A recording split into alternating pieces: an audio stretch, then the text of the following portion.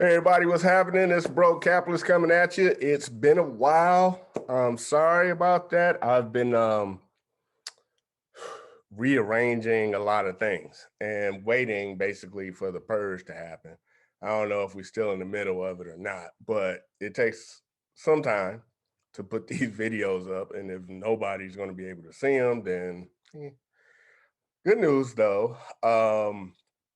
Two things. Picking up my puppy today. It's called Tosa Inu, aka the Japanese Mastiff. Going to pick him up in a few hours, so that's great. Some more good news is CNN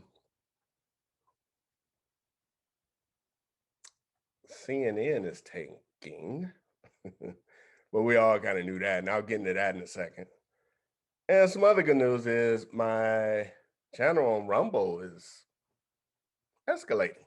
So oddly enough, my channel here on wonderful YouTube is stuck at between 679 and 681 every day since like October 28th.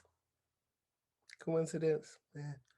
Well, anyway, like I said, it takes a minute to put this video together unedited. Even unedited, it takes some time to put it up. So I wanted to wait for the purge to take place. Hopefully we're rounding down and this video will be released um, naturally to those who want to see it. But to ensure that you see it, hopefully you've got your notification bell turned on, you like and subscribe. So let's get into it today and talk about what, if you've been to this channel before, we're expecting. And according to Variety,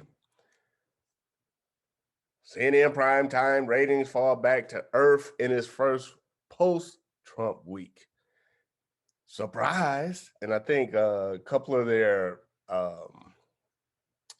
pundits, propagandists, have either been fired or let go or whatever. But you can see here, changes in U.S. total audience watching weekday primetime cable news for week of 125 through 129 versus 118 through 122. So CNN minus 43.6% at 8 o'clock, minus 44.6% at 9 o'clock, and minus 44.99% at 10 o'clock. Wonder why. Okay, and then I guess this is Sean. Is this Sean or Sean Hannity or the other guy? But anyway, he gained a little bit. But everybody else in mainstream network, mainstream old school appointment TV is falling off a cliff like they did pre 2016, and they got rescued by a controversial figure. So Fox News at 9 is falling, but just by 6%, rounded up to 6%. 10 o'clock falling by 4%, rounded up to 4.43%. Then MSNBC News, minus 18.83%. Then MSNBC, that's at 8 o'clock. And then at 9 o'clock, minus 11%. And at 10 o'clock, minus 19.42%. And I must take this time to say that not only are these guys falling off a cliff, they're dragging down the NFL and NBA with them. So the Super Bowl, apparently their ratings tanked, and man, they tried to really brush over their ratings because I think they compared a high of 114 million views, I think in 2006. Correct me if I'm wrong, whatever. But that was household views. And then this year it was 96 million, but that included not only the household views, but people outside of their house watching on phones, streaming on tablets, etc. And they were still down. So get woke, go broke, y'all. So let me get to what I wanted to share with you and let you know that for a little while, my appearance on your screen will be a little sporadic because I'm trying to do something I think that's a bit more meaningful, long lasting, and less subjective I'll be less subjected to the whims of political thought at big tech. So if you've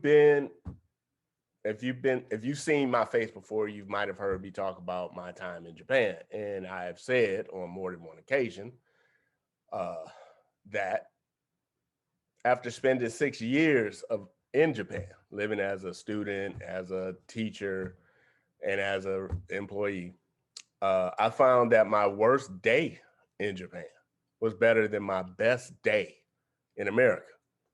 And I left Japan like 20 years ago, and I can still say that holds true. And the question is, why? And the answer to that question is the answer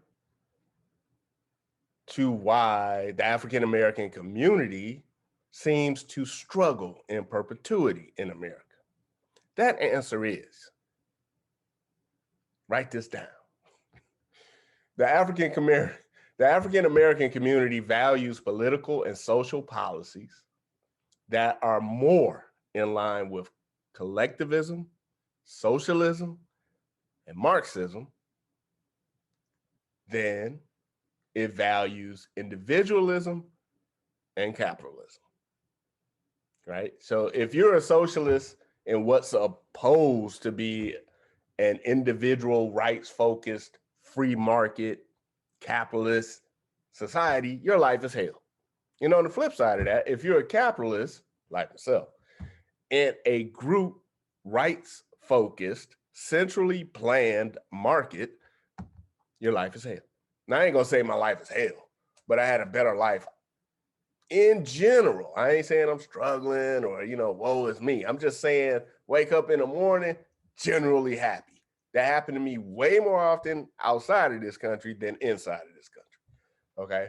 So now, if you're new to this channel, excuse the voice there. If you're new to this channel, you probably expected the answer to African Americans' problems to be racism, but no, it's not. Race hustlers, left-leaning politicians, social activists, they hide the truth behind the N-word, behind racism. That's why your children are dissuaded from or can't even read things like Gone with the Wind, Uncle Tom's Cabin, or Huckleberry Finn, because they say they will be triggered emotionally. But what will really happen is they will be enlightened. They'll find out, or you'll find out if you haven't read them, the truth that America was not founded on racism. Were there racists in America? Undeniably, unequivocally, yes. But that's totally different from saying we're a bunch of racists. We want to found a country, and that's what we're going to base this country on. Totally different, right? And that's very important. That perspective is extremely important, and it should not be dismissed. So with that said, they don't want you reading that fiction, Uncle Tom's Cabin, Huckleberry Finn, Gone with the Wind. They definitely don't want you reading this, The Impending Crisis of the South. I'll put a link to this in the description, right? This is not fiction. This is fact, right? So look, have you ever wondered the exact number of slave owners during the height of slavery in America? Or how much did an acre of land cost in the slave state versus a free state? That and more are within these pages. This book was actually banned in the South. And in Arkansas, 3 people actually got hung for the possession of it. So we talking about today, there's a big, free speech argument. We need to protect free speech. There was a time in this country where you could get hung for having a book. Now, I use books like this in my writings, and some of that stuff you can see here on the screen. But I think this information is too important for just me to cite in my writings. I think this information should be in everybody's house, right? I think all this information should be common knowledge because it's the truth, whether you like it or not, it's the truth. You know what they say about the truth? It shall set you free.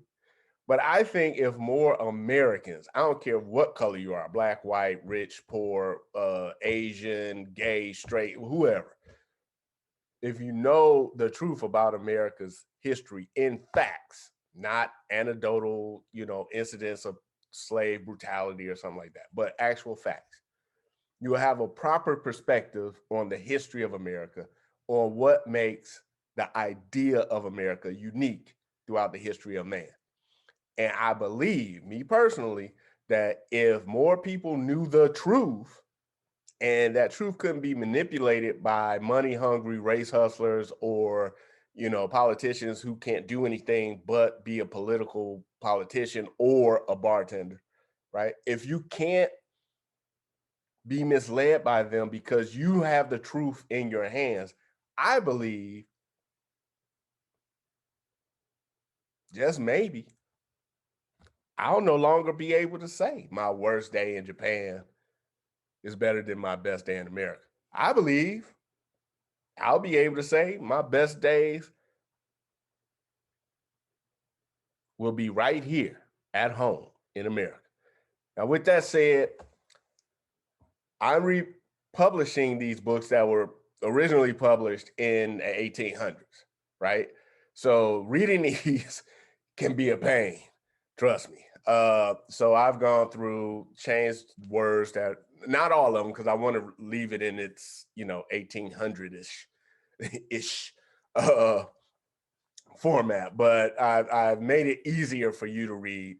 I've done that with some other books as well, and I'm doing that with other books as well. So another book I did was written by a famous abolitionist at the time. His name is William Channing, and he wrote something about the morality or the immorality of slavery. And he's not talking about incidents of physical brutality or things like that.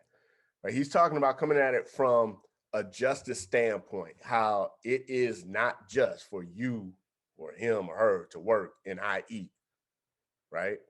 So these are things that I think we all should know because our current education system won't teach that to us adults and won't let our children, I don't have any, learn them. But it's the information age. Ignorance is a choice. Don't choose to be ignorant. Go out there, get this, pass it along, and have a great day, y'all. I'll see you again soon. I'll be playing with my puppy for a while before I put out another one, and I'll be publishing another book. A lot of books still to come. With that said, peace. I hope you're having a great day. Talk to you soon. God bless. Good night, as Russell Simmons used to say.